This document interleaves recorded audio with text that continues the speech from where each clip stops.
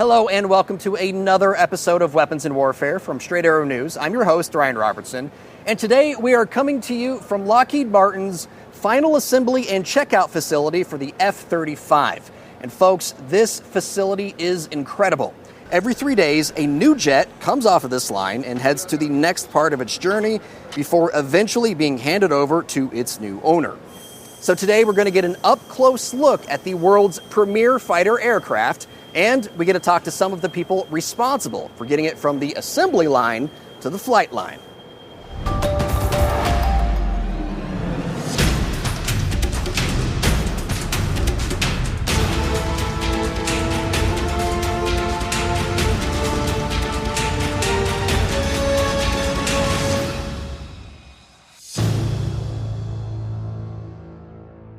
Despite its status as the premier fighter jet in the world, the F-35 is already steeped in history, starting with its name.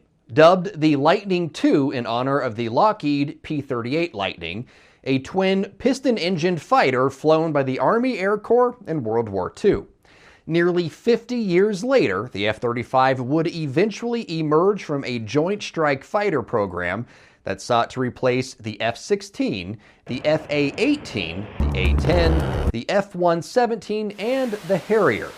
To do that, engineers came up with 3 versions of the same jet, all employing stealth technology. For the Air Force, that's the F-35A, capable of conventional takeoffs and landings. For the Marine Corps, it's the F-35B, designed for short takeoffs and vertical landings on amphibious assault ships. For the Navy, it's the F-35C, built for carrier-based operations. In 1997, Lockheed Martin and Boeing were selected for the concept demonstration phase over efforts from McDonnell Douglas and Northrop Grumman. Originally called the X-35, the Lightning went up against Boeing's X-32. By October 2001, the DoD had seen enough. Lockheed Martin and its X-35 were awarded a system development and demonstration contract. A little less than 5 years later, the first F-35A rolled off the Fort Worth assembly line.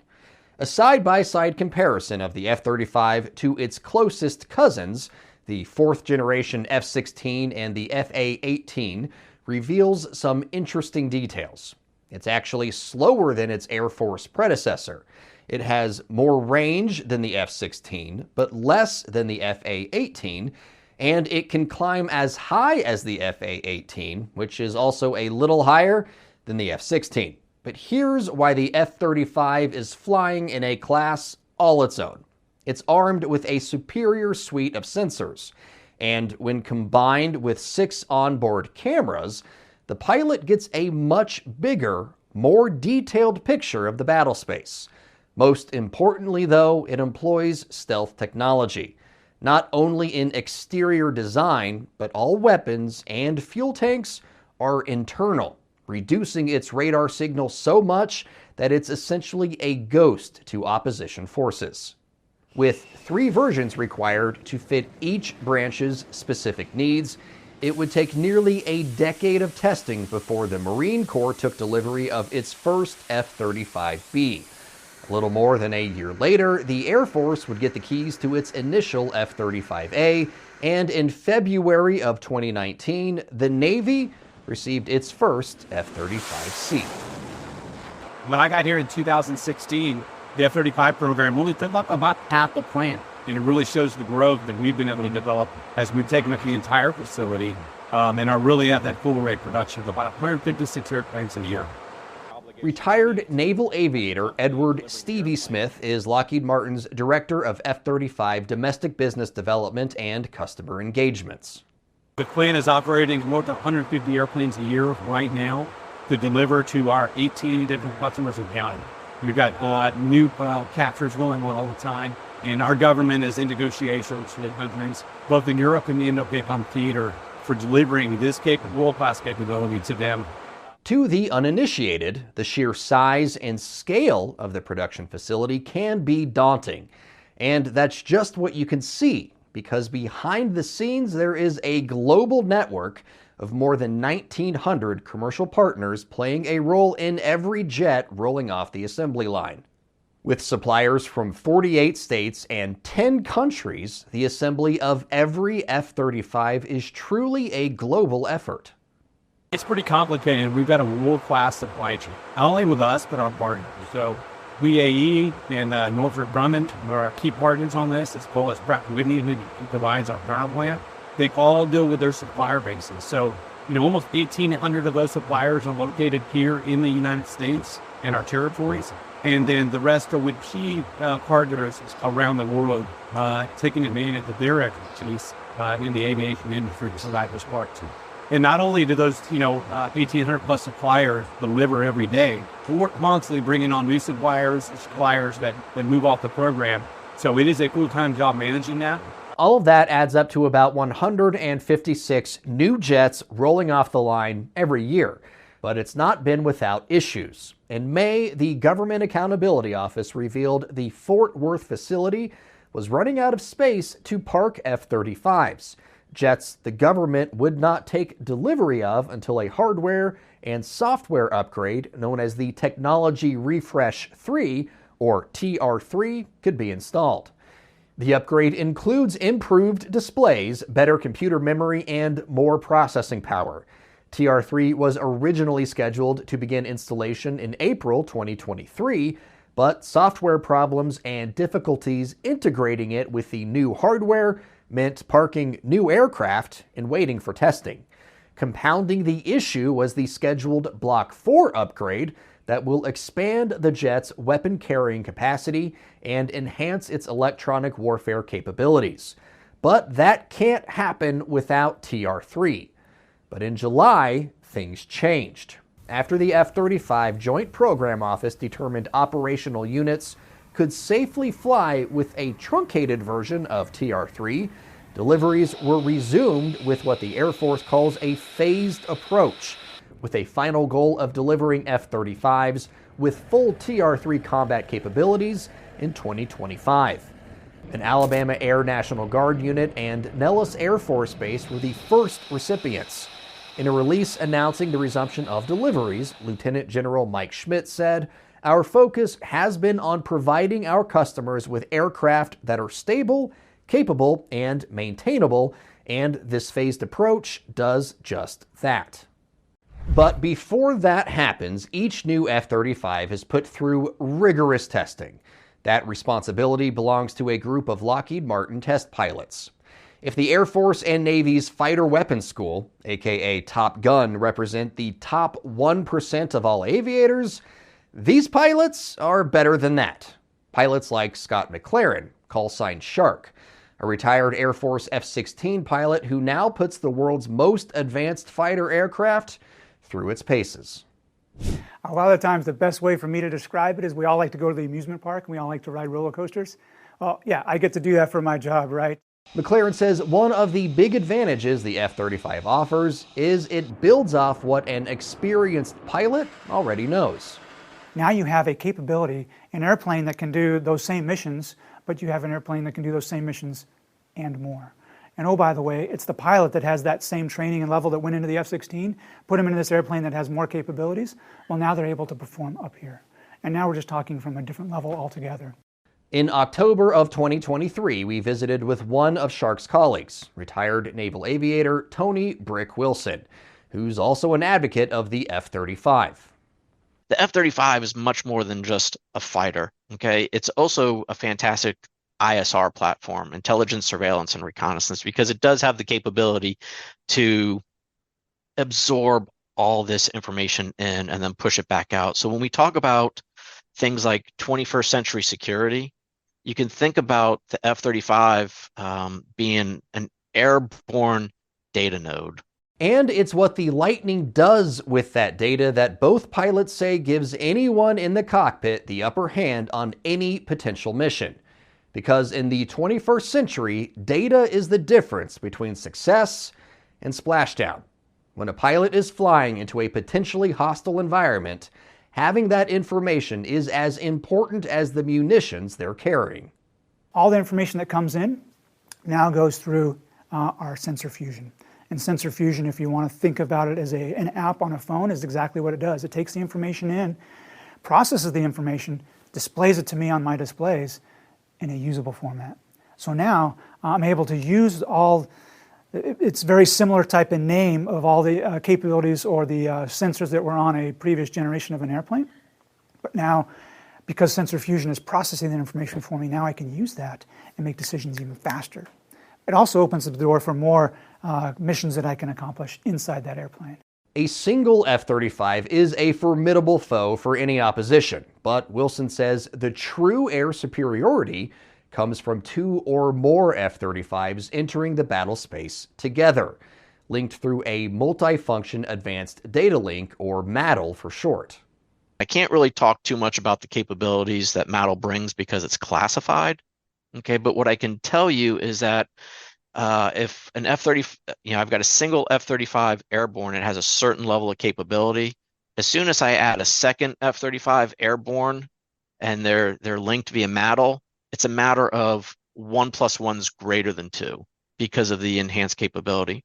Further enhancing that capability is a piece of equipment that has seen a remarkable evolution of its own over the last 2 decades: the helmet. For years, pilot helmets essentially provided 3 things: protection, communication, and a hookup for an oxygen mask. Think Maverick and Top Gun. Okay, buddy, what's on your mind? But as technology evolves, so too does the helmet. And there's no better example of that than the carbon fiber Gentex shell fitted with the Collins Aerospace helmet-mounted display system. It's a first-of-its-kind technology with a $400,000 price tag. The heads-up display, or HUD, is now built into the helmet rather than affixed to the cockpit.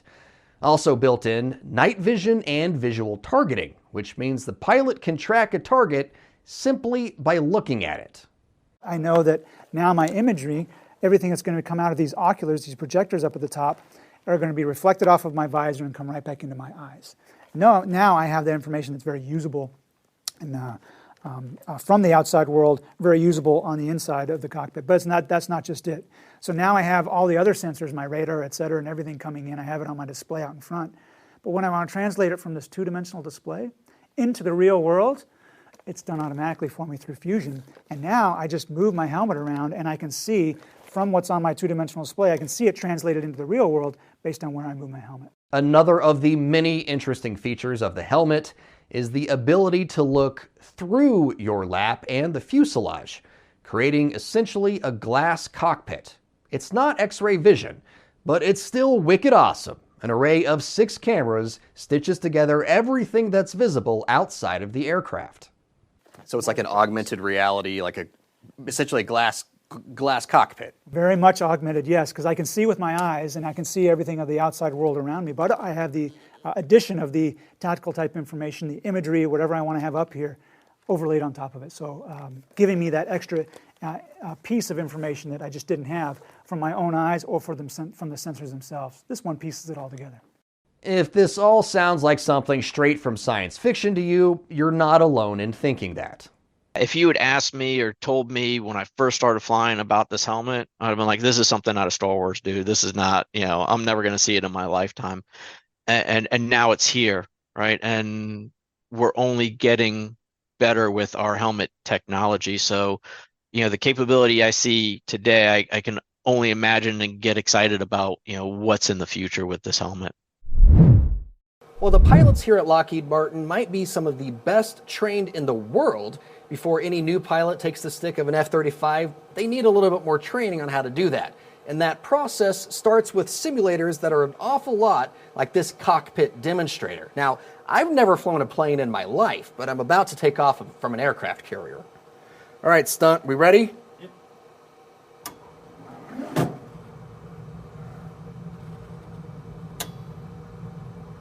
And I'm airborne, flying over Hawaii.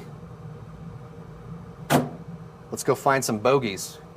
It's a setup any gamer or private pilot would love to experience. While it's not a one-to-one example of what an F-35 pilot has access to, it's as close as any civvy like me is ever gonna get. Hey, we're flying over us. If your flight sim skills are mid, the demonstrator might be a little intimidating, even if it never leaves the ground. Fortunately for me, I had some expert assistance to make sure my pilot skills were on point.